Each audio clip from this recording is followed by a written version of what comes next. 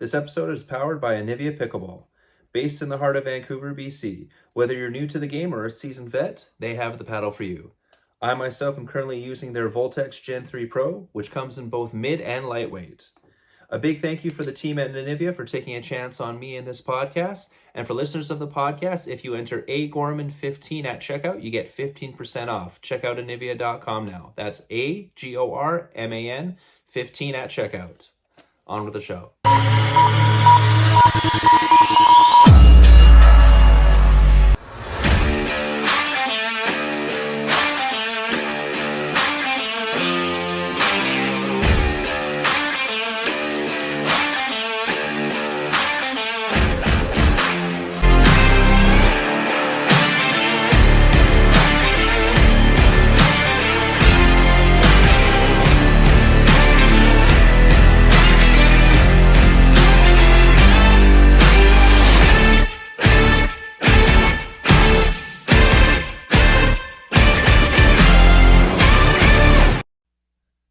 Hey everyone, welcome back. We have very special guests on today's show. Unfortunately, when we were doing the interview, I got stuck at work and I wasn't able to be on the show, but Victor took over and handled it really well, and our guests were amazing. So without further ado, we're going to cut right to it. Our Victor's interview with Dr. Stormy Hill and Teri Citterman, and about their new book, In a Pickle, How to Master Love and Pickleball and Not Kill Each Other. All right, let's cut right to it. Take it away, Vic.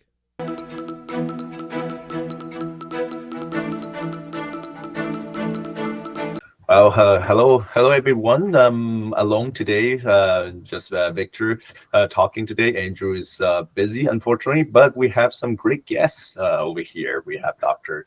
Stormy Hill and have Teri Citterman. Am I right? Citterman, sorry, close enough. Sorry.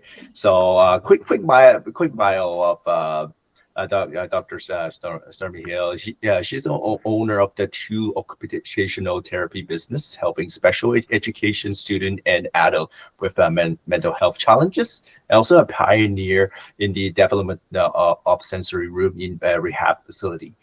She has over 14 years as a mental health occupation therapist and is a certified intimacy coach. She's also the founder of the Love Dev Lab and a national speaker on the relationship and wellness. And she has been featured in the New York Post and the Thrive Business magazine for women. Am I getting close enough of your bio? It's all great. Nice to be here. And then Teri, also a founder and principal of Talent, a firm that helps a good thinker becomes a great leader. Also a certified executive performance coach. She is an award-winning writer and author of the book from the CEO's perspective. Her client includes Alaska Airlines, Doctorate Sign, University of Washington Medicine, PayPal, brings global service, Bill and Melinda Gates Investment, Microsoft, and Lockheed Martin. Am I pretty good on that? You got it. That's what I do. Awesome. All right. Well, Lockheed Martin is I'm military myself, right? So Lockheed Martin is doing a lot of stuff for us. So that definitely I know about that. Yeah, So yeah. So Stormy and Teri, so how did you two start getting into pickleball? Well, I'll go first. We moved to Austin, Texas from Seattle. Seattle is the founding birthplace of pickleball. Mm-hmm. And my husband and I had never heard of pickleball. We had never seen a pickleball court. And we moved to Austin and it's exploded in Texas. So we joined a club and started playing and met amazing people, and everything kind of blossomed from there. Nice. Yeah, Texas is everywhere right now. It's just exploding everywhere, and a lot of the pros are now moving down to Texas right now, right? So Exactly. And I went to San Antonio in May, and there's just so many people everywhere playing pickleball. It's amazing. For sure. How about you, Stormy? So I started boyfriend, my long-term boyfriend, wanted me to play, full disclosure. And I was like, I'm too young. I used to play tennis. I'm not playing this sport. And he finally convinced me to play. We live in Salt Lake City, Utah, half the year, and Costa Rica half the year. And I like immediately was like, what is this sport? I could already feel the addiction, the allegiance starting. And then really started playing more significantly down in Costa Rica, which is also where I met Teri, playing pickleball here in Costa Rica. And yeah, I just, now I can't even imagine playing tennis, and I just am totally addicted and committed and in love with this sport. And I think, it was really an interesting journey playing with my boyfriend, my partner, because we didn't do it very well at first. And that's kind of what, led to us deciding to write this book, is that Teri and I with our partners had similar experiences. And then we were seeing these experiences happen in tournaments and in rec play and between couples. And that's what led us to write the book.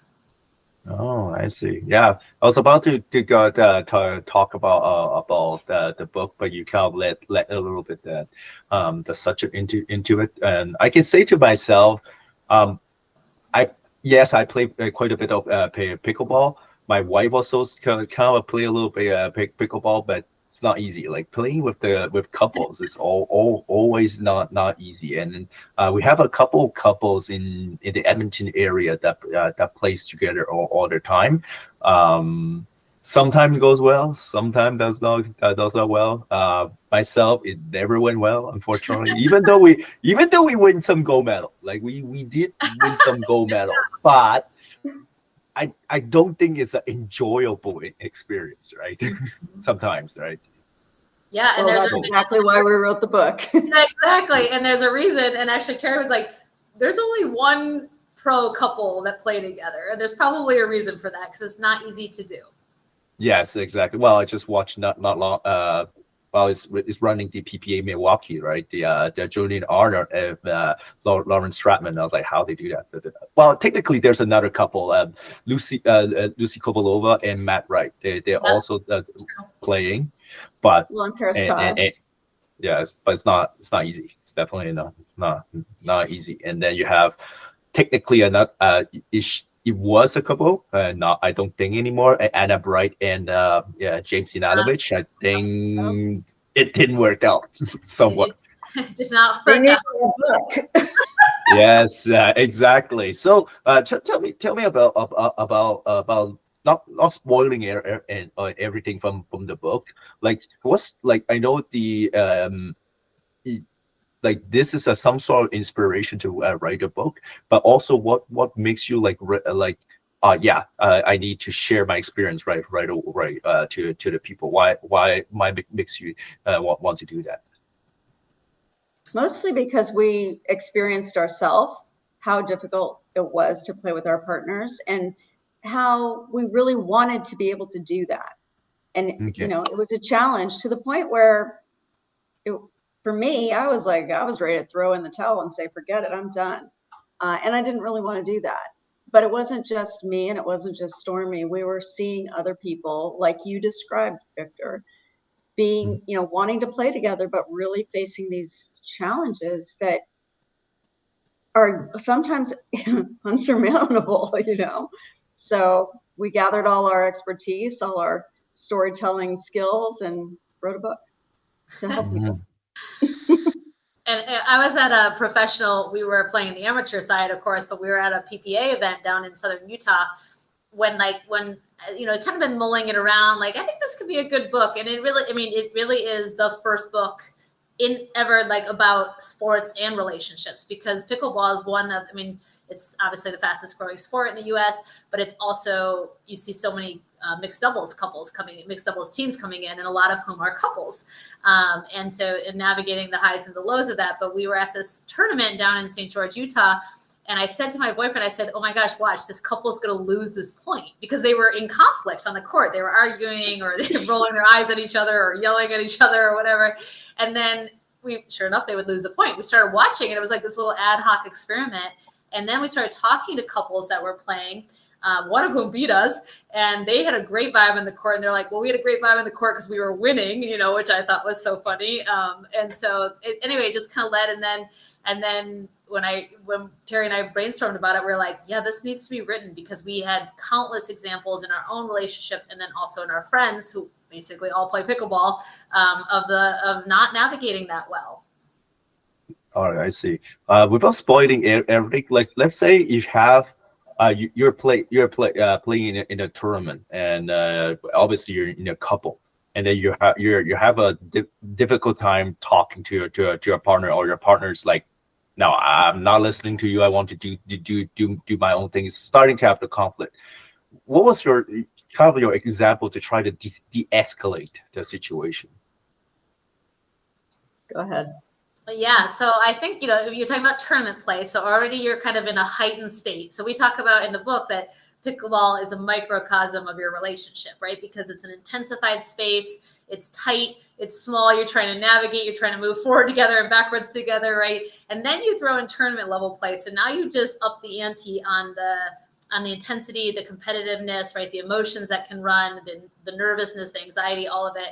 So everything's even more escalated in tournament play. And actually we kind of have a idea for a book number 2 about tournaments and higher level play, which I think would be great. But, I guess, there's a bunch of different chapters that come to my mind that would be helpful in the book. But, one of the big ones, which is so fundamental and foundational, is that communication, right? So talking about what your expectations are going into the tournament, because we talk about vibing together on the court. So for your example, Victor, if yours is to like crush it, and poach and kind of poach energy, and your wife. There you go. That's me. That's me.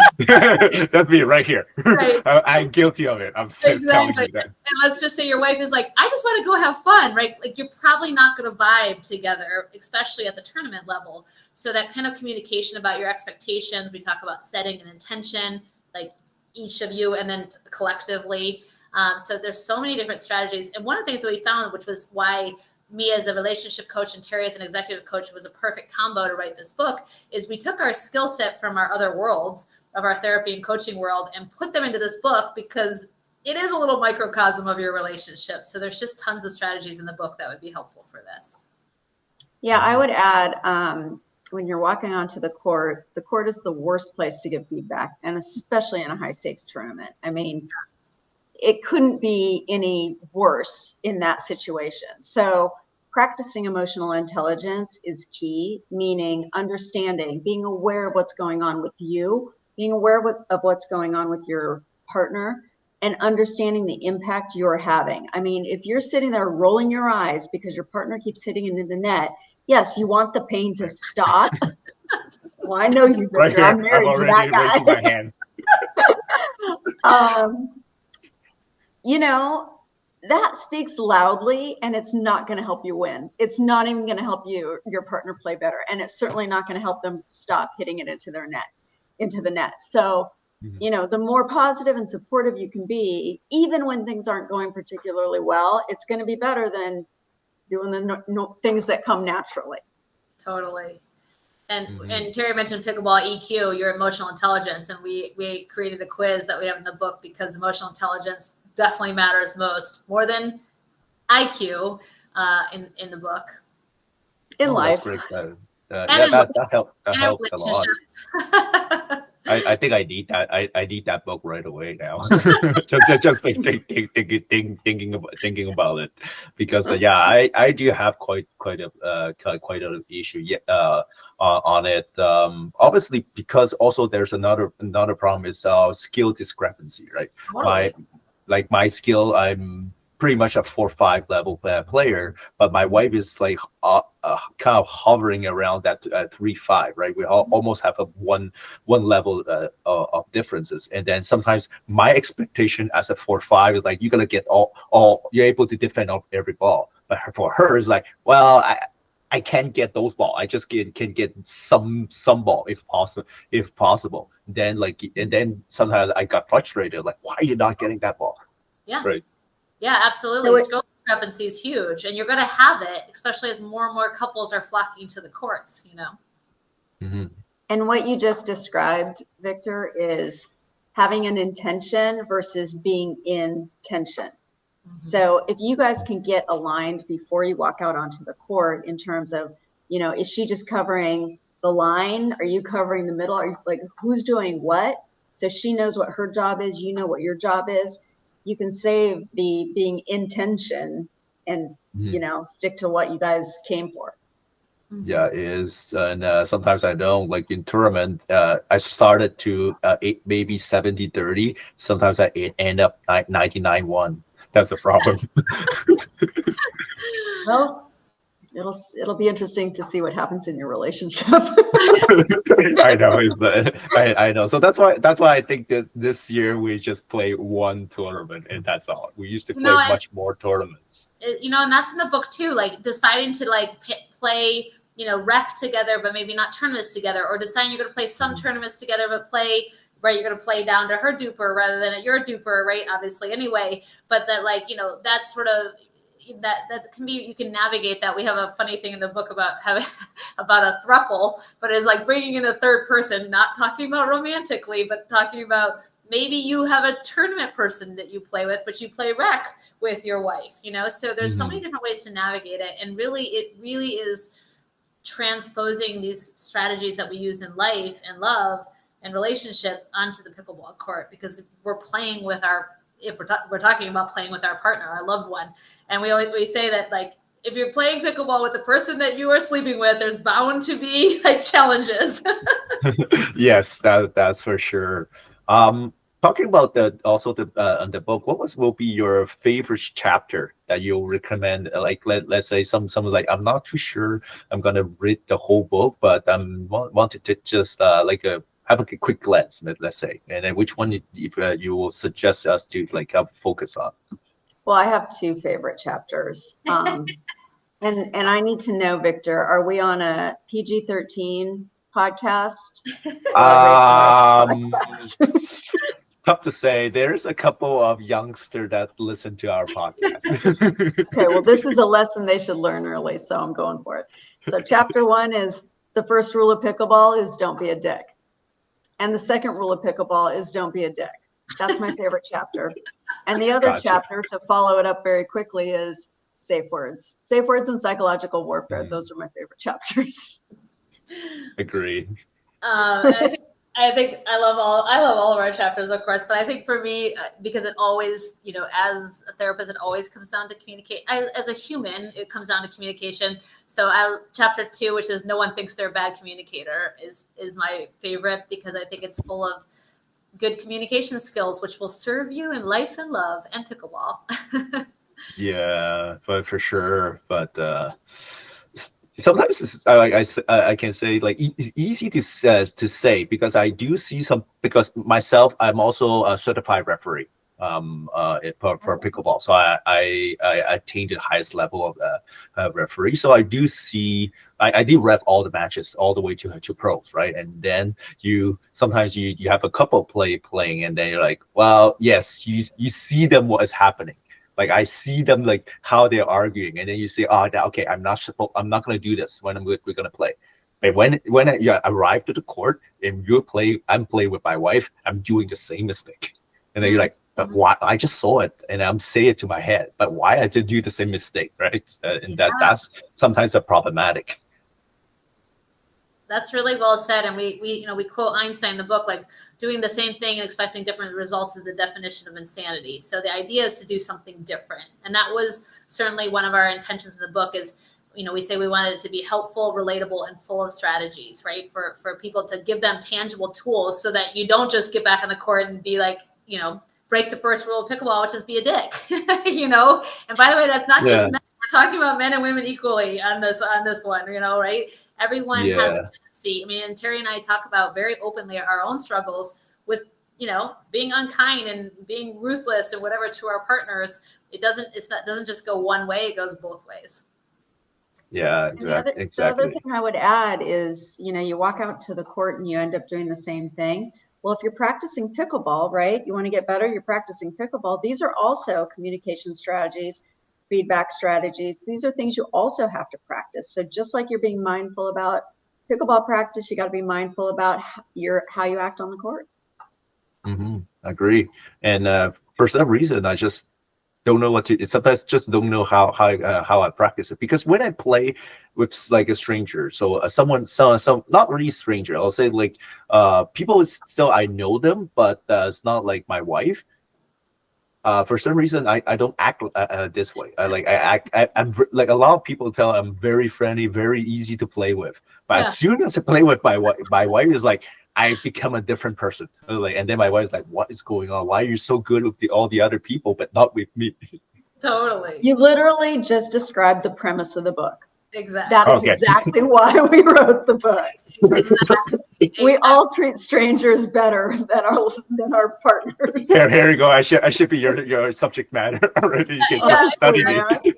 Well, and we talk about, like, we talk about in the book, like my boyfriend, I was like, you're really nice to other women when you're playing with them, and yet I don't get the same treatment.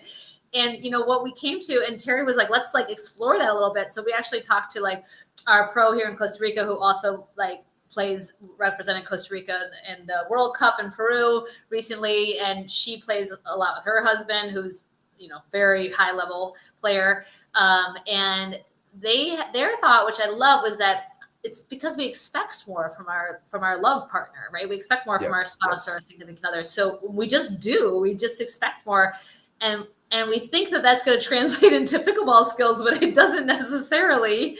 But I think that's a big part of the dynamic, and that's why we wanted to kind of understand that dynamic a little bit more. So we share a lot of our own stories, but then a lot of strategies that we've gathered from talking to lots of other people and other people's stories and such. Mm-hmm. That's definitely correct. And then I see just a quick comment. Andrew, since Andrew's not here, he did make a quick comment. He did read the book because he and Erin, not as much, I will say, because I did rep some of their matches. They're actually not too bad compared to other couples, but they said they do have like kind of some similar stories from your books, that when they started to play, there's like, whoa, this is not going well. And it's different too, because just saying that this way, because just as an observer and also as a rep point of view, I can see that Erin usually is supposed to be the male that's dominating, right, the game. It's a little bit opposite with Andrew and Erin. Is Andrew is actually the defender, and actually Erin is more the kind of the poacher, the attacker. So that I think that's a little different dynamic than most of the couple, and also at the same time now, Andrew also said just what they do most of the time is like, if they are not able like starting to have argument and anything, they're just gonna take a timeout, and they're just gonna it's not like really a timeout for to stop the momentum of the opponent. It's more a timeout to kind of emotionally reset instead. Yep, critical. It's brilliant. It's brilliant, right? And the other thing we say, which I love, by the way, I give them kudos, because right side player, left side player, poach energy, defensive energy, right? Like, it's important that it's balanced, and doesn't matter the role, so long as they're clearly communicated, clearly understood, and they can shift, right? But also that, like, they were able to know when to call a timeout, right? Like, that's just good self-regulation. That's good emotional regulation. That's good emotional intelligence. I mean, there's a reason why we use timeouts in competitive matches in pickleball. Same for our relationship. It's just it's a time to take a breath. And we say that in the book, like, Teri gives that as advice a lot, but like, take a breath, like, pause, reset, right? Not just your reset shot, but reset yourself, your nervous system. And keep it in perspective. We say that in the book. It's pickleball. It's called pickleball. It's like this amazing sport that we all love, and we don't want ever to let this sport negatively impact our relationship. And we kept seeing it happen in our own lives and the lives of friends we play with. Mm-hmm. Definitely. My husband's advice when things start to heat up is to just be slow, walk slow, go get a drink, like, just slow things down so that you can kind of slow yourself down And usually he's the cause of that, so it's pretty good.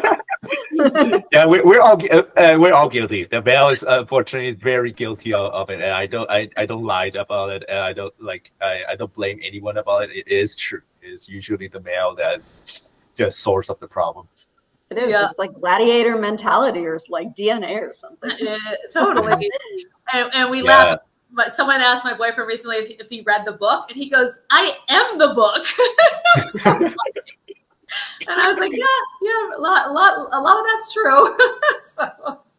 Yes, I agree. And what I myself, what I do instead of actually take a time out, I cheat a little bit. What I do is I go change paddle. So it's not a timeout. So I'm allowed to change paddle whatever I want during the tournament. So I just go change another paddle and see, and if I able to get it through and count. For me myself, this is a mental reset. A lot of people things because I have a lot of paddle. I also do some paddle review on myself. So basically, a lot of people think I'm changing paddle to change tactics. Most highlight usually is not. I'm just there just to try to reset my mind. Okay, I'm just not hitting, or I'm not doing whatever that was supposed to be. I was like I'm over poaching or whatever. So I'm just kind of like quick mental reset and then start from there. Yeah, that's great strategy. Great. It is. Yeah. Yes, so thank you, Stormy. Thank you, Teri, for this wonderful interview. Please, everyone, go see this. Buy and look. Take a look at that book. Read it. It's gonna be important. It's called In a Pickle. For everyone that has relationship, especially like me. Andrew sometimes that will definitely need that book to help in those especially in pickleball. There's so much that you're hitting so much, playing so much times, you're hitting so much balls because I will say sometimes on other sport, because I used to play tennis myself. I do play tennis. I play with my wife. For some reason, I do not have the same problem when I was playing tennis, because in tennis it's a little different. You do not have as much ball. You need to hit. Obviously, there's not also not a lot of tournaments compared to pickleball, so that maybe has a play in there. But for pickleball, like, there is so like you hit so many balls in a matter of in the games, and then point can go super quickly. So therefore, is your mindset is not right there. Sorry, the game is over. Sorry, especially if you throw in rally scoring, then it's really fast. So. Oh yes.